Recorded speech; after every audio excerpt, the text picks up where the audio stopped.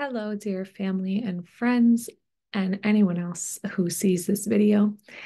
I want to take this moment to just welcome in the spring equinox, the start of a new season, and also Nowruz, the Persian New Year that my Baha'i community celebrates. And the really welcome the significance of both welcoming in a personal time of renewal in accordance with the seasons, but also welcoming in this deeper, richer time of renewal that is possible and available to us as people if we want to receive it.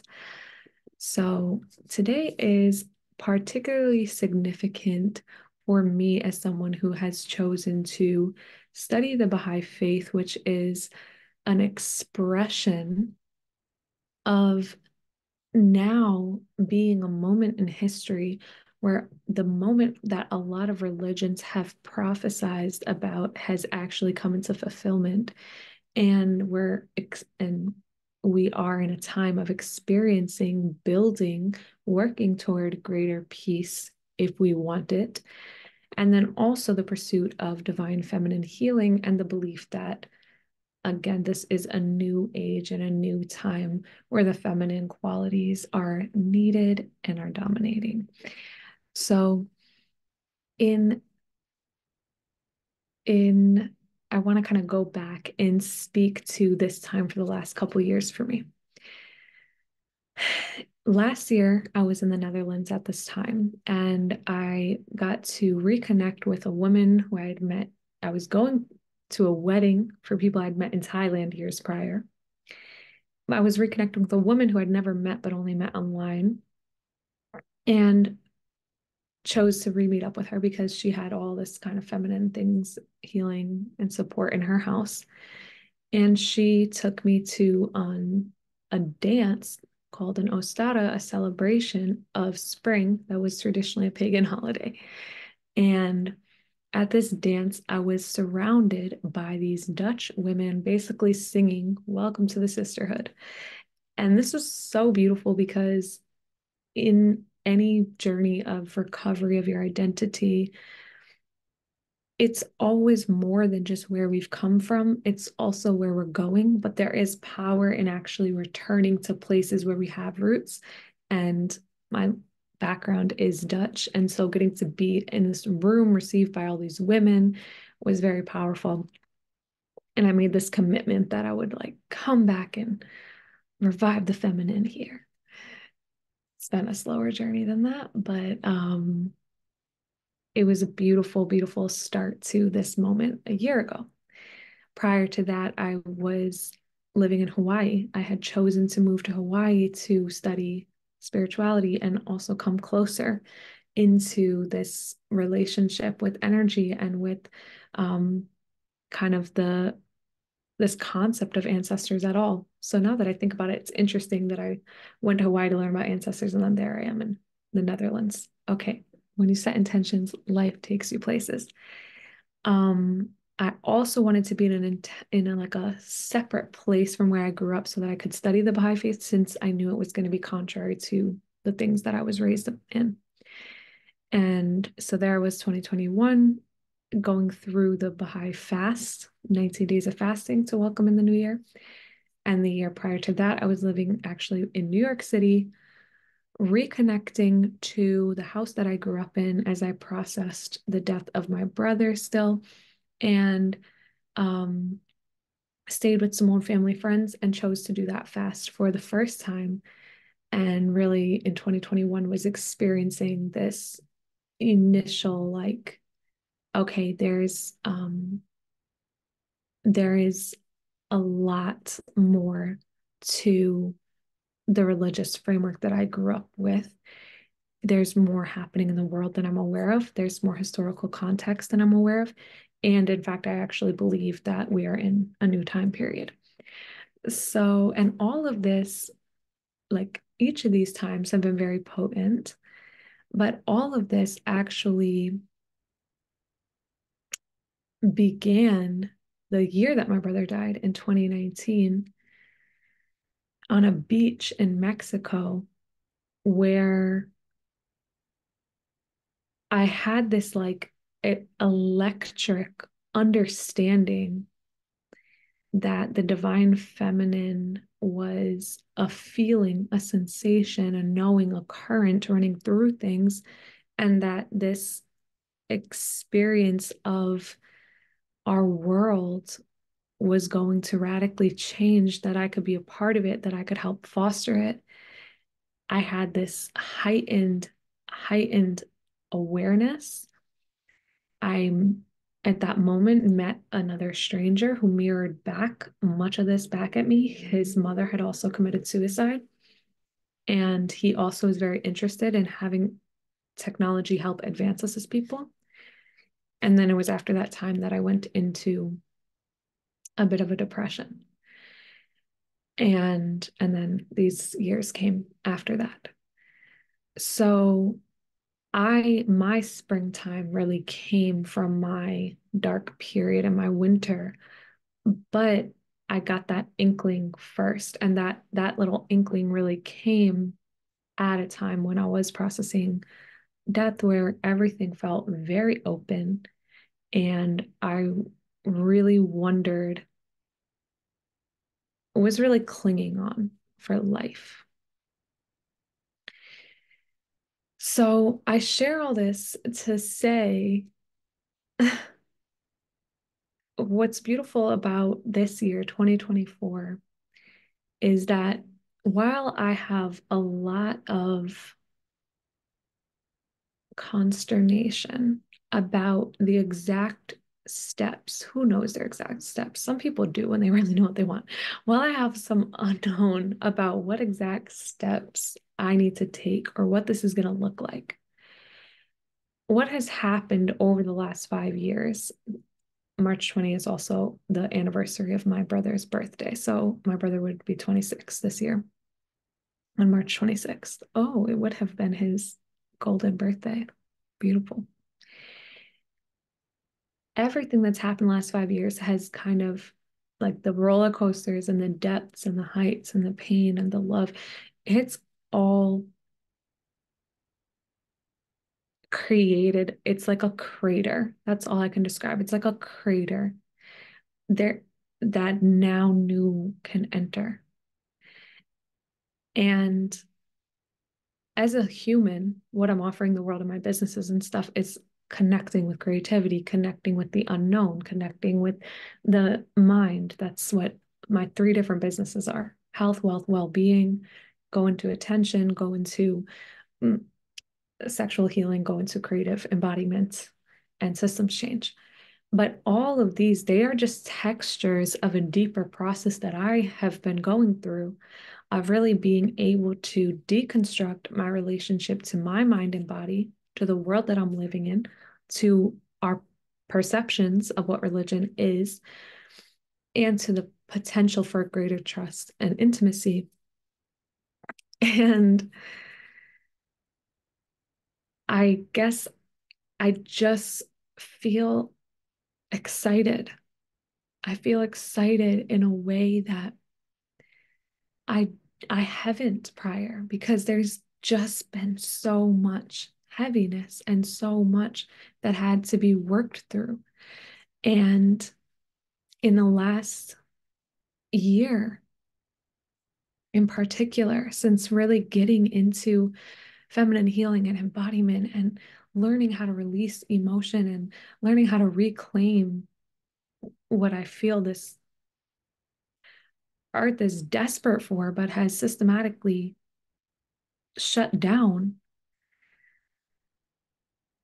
I have the space for the first time to really start to move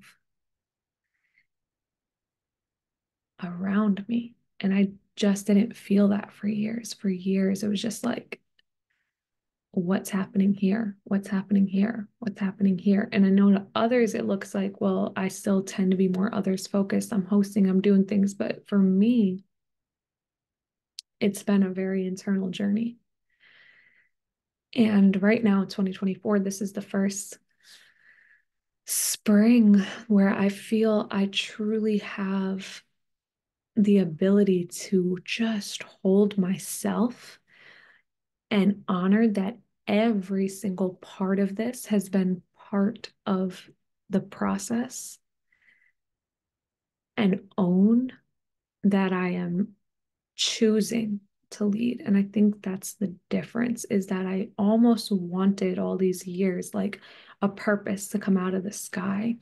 And while I am someone who's very inquisitive of purpose and passion, at the root of my life and what I'm doing and how I'm showing up is a deep, deep, deep, deep, deep decision and commitment to choosing to be something different, choosing to use this time differently.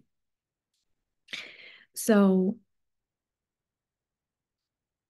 when you're married, when you have children, when you love yourself, you celebrate days associated with your birth or their birth or the birth of the relationship or the birth of the marriage. So what about when you're trying to celebrate life herself moving through? And that is why I am choosing to pause and make this video and say, let's honor the spring equinox. Let's honor the springtime. Let's honor the new year in the Baha'i worldview. Even if you're not a Baha'i, it should bring you ease. It can bring you ease to know there's literally millions of people around the world ushering in a new year dedicated to building greater peace and justice in the world. And at the very least, can you connect with yourself and just let yourself be witnessed in whatever winter that it is enduring, and consider that something new wants to be made there or received there or created there? And I think it's just important for me to speak into this new year with this and this new springtime, with this commitment to building greater trust, and also really humble myself and say that this commitment does not mean that I am devoid of emotional problems and things that I'm working on. In fact, part of me rising as a divine feminine leader is owning that I'm very much in the process of all of my own shit. And I'm willing to stand here and say light and dark have wisdom, winter and spring have wisdom. Can you make yourself available for it? We are coming through seasons of extraordinary darkness as a human race, as people learning how to trust each other. And we have a choice. We have a choice to move forward with a perspective that trust is possible, or to further isolate and insulate. And I want to offer two vantage points from the divine feminine and from the Baha'i faith on why or what or how trust could look. So from the Baha'i faith, I want to offer this perspective. It's not Baha'is only who believe this, but it is articulated in very explicit ways there. That's why I'm referencing it. We are operating in a worldview now where it's power over and where there's a fight for world domination. This creates a lot of mistrust and belief that justice will be furthered, injustice will be furthered, because the people who hold the most power don't have concern for the dignity of the whole. So from the Baha'i worldview, or someone who's taken a whole world perspective, what we want to prioritize is not just world domination, but world flourishing, the relationship of all peoples and the dignity of all people. When we can trust that as a collective, we actually want to prioritize the collective, then the politics of our nations would actually change, because the global politic would also be shifted. You might think this sounds utopian, but we already have smaller flavors of this. So the invitation is for this to become not just a top-down organizational process, but a bottom-up, coming from the transformed heart out process. It doesn't mean we don't need middle out and top down, but ultimately we're going to need bottom up because every single person is going to be a leader and a protagonist in this.